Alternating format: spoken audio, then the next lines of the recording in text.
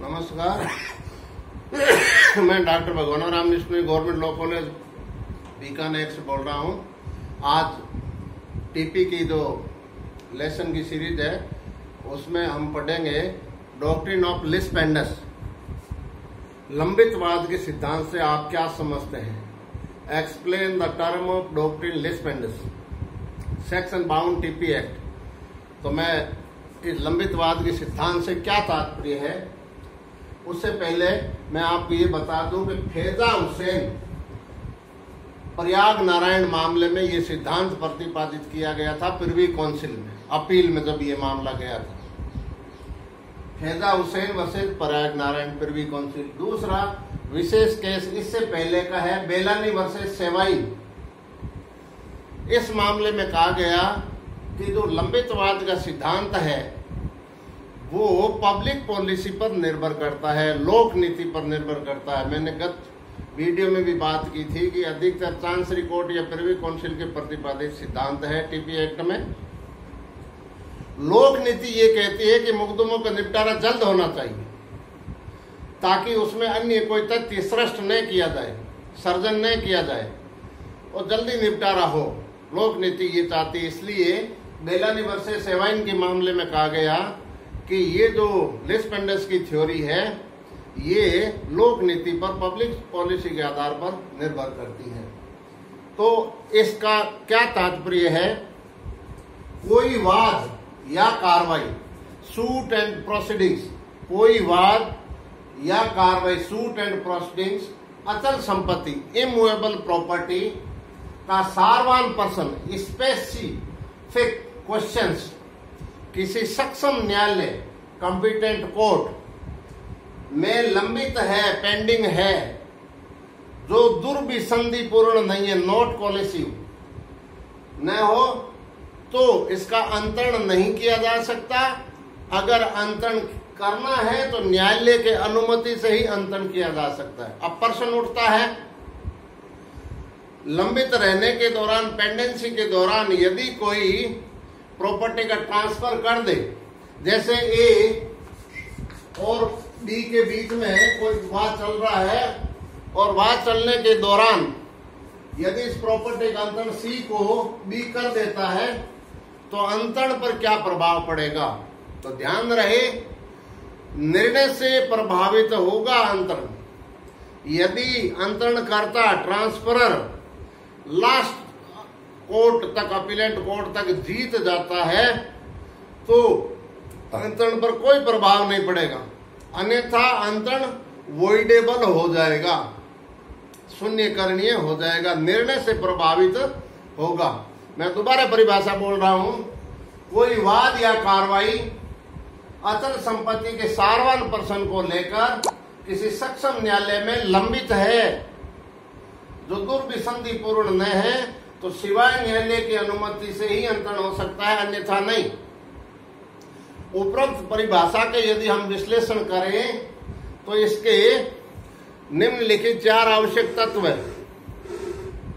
5 आवश्यक तत्व आपके सामने है, एसेंशियल एलिमेंट्स। कोई वाद या कार्रवाई, सूट एंड प्रोसीडिंग्स। यहाँ सूट एंड प्रोसीडिंग्स का मतलब है सीपीसी ने, सिविल प्रोसीजर कोड में जिसे सूट कहा गया है, कई एक ऐसे मामले जो प्रोसीडिंग्स होती है। जैसे ऑर्डर 21 में निष्पादन की कार्रवाई, एग्जीक्यूशन ऑफ डिक्री जब होती है तो उसकी प्रोसीडिंग्स होती है। तो यहाँ सीपीसी में जिसे सूट कहा गया है, वाद कहा गया है या कार्रवाई की गई, उसका तात्पर्य है यहाँ पर। दूसरा है अचल संपत्ति का सारवान पर्सन। अचल संपत्ति का सारवान पर्सन का मतलब है कि जैसे मान लीजिए पार्टनरशिप का मामला है, विभाजन का मामला है, मॉर्गेज मनी का मामला है, रिकवरी ऑफ मनी है, रिकवरी ऑफ प्रॉपर्टी है, तो सारवान पर्सन होना चाहिए। ऐसा नहीं हो कि हर कोई व्यक्ति चलता ही कहते डॉक्टर साहब नाड़ देखना, और डॉक्टर साहब देख ले क्या तकलीफ है कि बुखार भी आ रहा है, पेट भी दर्द कर रहा है, सिर भी दर्द कर रहा है, वो दवाई लिख देता है। बाहर आके कहता है कि डॉक्टर को कोई पता नहीं, डॉक्टर कोई भगवान थोड़ा ही है, डॉक्टर तो सिम्टम्स के आधार पर आपको दवाई लिख रहा है।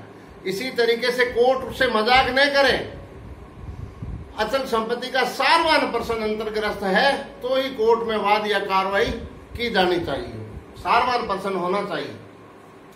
उदाहरण के तौर पर एक जो है सिर फिरे थे और वो नारियल लेके किसी बाबा के पास चले गए। बाबा नारियल दे के कुछ बताता था, उसने कुतिया के ऊपर के वार करके नारियल ले गया। पीछे से पूछा गया, सोन और मोहन जो आए हैं वो आगे आ जाओ, कि क्या गड़बड़ है? कि माँ के गड़बड़ है। कि भाई माँ के तुम्हारे 4 टांग कैसे हैं? कुतिया के ऊपर से उठा करके वो नारियल लेके गया है। तो आप किसी की परीक्षा नहीं ले। ओझा है, महात्मा है, संत है, फकीर है, किसी का अगर आप सम्मान नहीं कर सकते तो आपको अपमान करने के भी अधिकार नहीं है। ठीक इसी तरीके से अचल संपत्ति का सारवान प्रश्न है तो ही आप कोर्ट में जा सकते हैं। कोर्ट से मजाक नहीं करें। सक्षम न्यायालय, कॉम्पिटेंट कोर्ट होनी चाहिए निर्णय करने वाली। कॉम्पिटेंट कोर्ट 3 प्रकार से, इसका गोल्डन टेस्ट है कि कोर्ट का जुडिक्शन होना चाहिए, नंबर 2 क्षेत्राधिकार होना चाहिए, नंबर 1 जुडिक्शन, नंबर 2 पिक्यूनरी जुडिक्शन अर्थात आर्थिक क्षेत्राधिकार में कोर्ट सक्षम होनी चाहिए, और तीसरा सब्जेक्ट मैटर का जुडिक्शन, विषय वस्तु का जुडिक्शन भी उस कोर्ट को होना चाहिए, तभी वो कोर्ट जो है सक्षम कहलाएगी। बीकानेर की मुंसिफ कोर्ट सक्षम न्यायालय है किसी मामले को सुनने के लिए। गुड्डू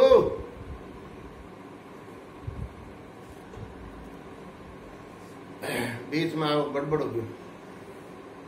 किसी सक्षम न्यायालय, बीकानेर का सक्षम न्यायालय जो है सिविल कोर्ट, जो लोअर ग्रेड की कोर्ट है वो सक्षम है, लेकिन नागौर का डिस्ट्रिक्ट कोर्ट नहीं है क्योंकि उसका ओरिजिनल जुडिक्शन नहीं है। विषय वस्तु भी बांटी जाती है, कौन कौन से मामले कौन कौन सी कोर्टें सुनी जाएगी। तो 3 प्रकार से कोर्ट सक्षम कहलाती है, क्षेत्र के आधार पर क्षेत्राधिकार, दूसरा विषय वस्तु के आधार पर, और आर्थिक क्षेत्राधिकार।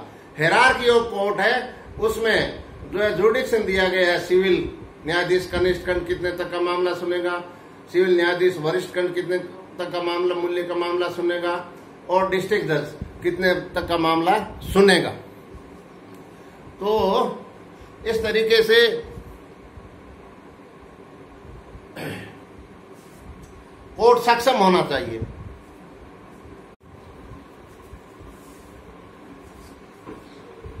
मामला जिस तारीख को कोर्ट में आया है उसी तारीख से ही लंबित माना जाएगा, भले ही प्रतिवादी को संबंध तामील नहीं हुआ हो, सूचना नहीं हुई हो, उससे कोई फर्क नहीं पड़ेगा। प्रिजम्पशन है कि मामला लंबित है।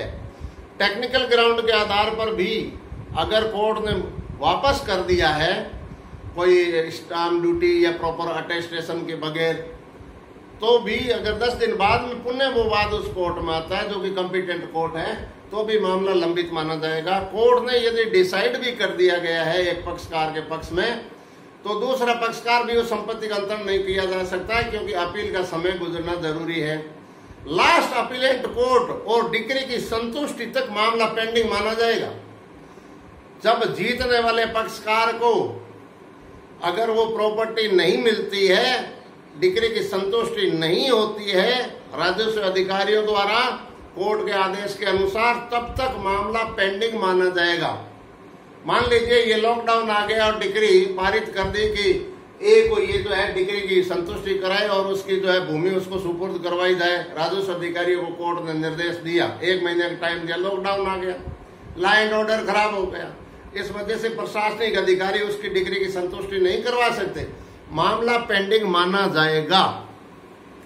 ठीक इसी तरीके से पेंडेंसी के दौरान यदि अंतरण किया जाता है, तो एक बार पुनः मैं ये कह रहा हूं, अंतरण शून्य करणीय है, शून्य नहीं है, वॉइड नहीं है, निर्णय से प्रभावित होगा। इसलिए लंबित वाद का सिद्धांत जो है वो बेलानी वर्सेस सेवाइन के मामले में कहा गया कि ये लोक नीति पर आधारित होने के कारण वो अपील है या रिव्यू रिवीजन है, तो वो मूल वाद का ही पार्ट होगा।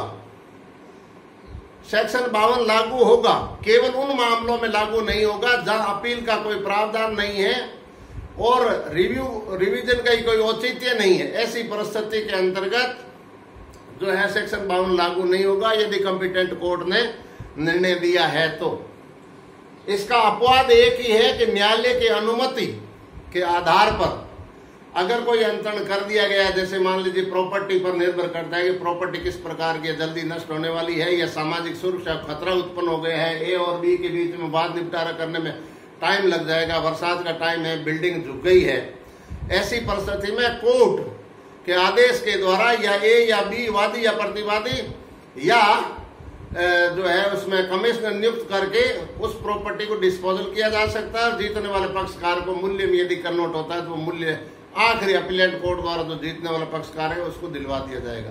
तो नमस्कार, आज कई वादन बीच के अंदर आए हैं, ये ट्रम्प कर रहा है या जंप कर रहा है, मुझे ज्यादा इसकी जानकारी नहीं है, आप इसको देख लेना, समझ लेना और लॉकडाउन के अंतर्गत घर में रहे, सुरक्षित रहे और आज ही इसको किताब की सहायता से लिख ले, पढ़ ले, समझ ले, फिर जब कॉलेज खुलेगी तब रिवीजन के टाइम मिलेगा तो करेंगे, अन्यथा परीक्षा जून में होने की संभावना है। तो आप जो है घर पे फ्री बैठे हैं, ईयरफोन लगा करके किताब पास में जीपी त्रिपाठी की किताब यूज कर ले या जो भी किताब है या जो भी आपको बताया गया है उसके आधार पर इस लेसन को आज ही तैयार कर ले। जय हिंद, जय भारत।